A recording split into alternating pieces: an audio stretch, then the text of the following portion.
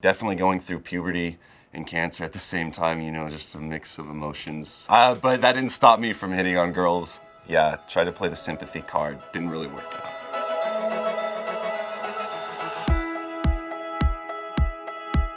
It wasn't until later on when I had the stem cell transplant and I got really, really sick. Like I had pneumonia.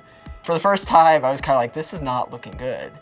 And I'm like, man, I never had a girlfriend. This is lame.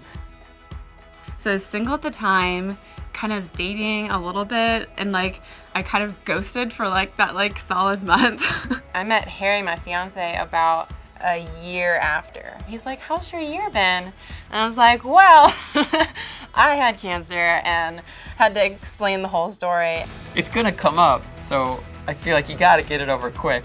And you never know, some people are like, oh yeah, I had that too, and you're like, what? It's something that I bring up on like the first date. I can't have my own kids. So I let them know right away, because if that's a deal breaker, which for some people it is, and that's okay. It was actually in between my first and second surgeries that I met my now husband. It kind of like forced us to have all of these very serious adult conversations where it's like, well, I think this is serious, I think this is long term. Every time I would have the surgery or go to chemo or whatever, he was always the one that I wanted there. So it was very telling to me in that moment, like, okay, officially, it's not I need my parents here or anything else, like I just wanted him there. So it definitely strengthened our bond for sure. A lot of people may have maybe dipped out at that point or just been really overwhelmed by that. Fortunately, he was amazing.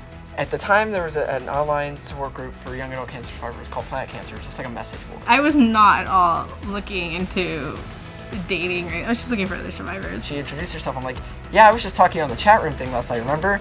It's like, oh yeah, you're the same person? At the time, I was like, I don't want to date anyone. I don't want anything to do with the boys. But at some point, he won me over. We started talking and talking and talking. And it turned out she was looking for somewhere to go to school. And she decided to go to school in Florida, where I was. We bonded over other stuff, like just life in general. So it was nice because he gave me that sense of normalcy again. Like he wanted that too, and it was really, really good for me at the time because I just needed to feel like a teenage girl again.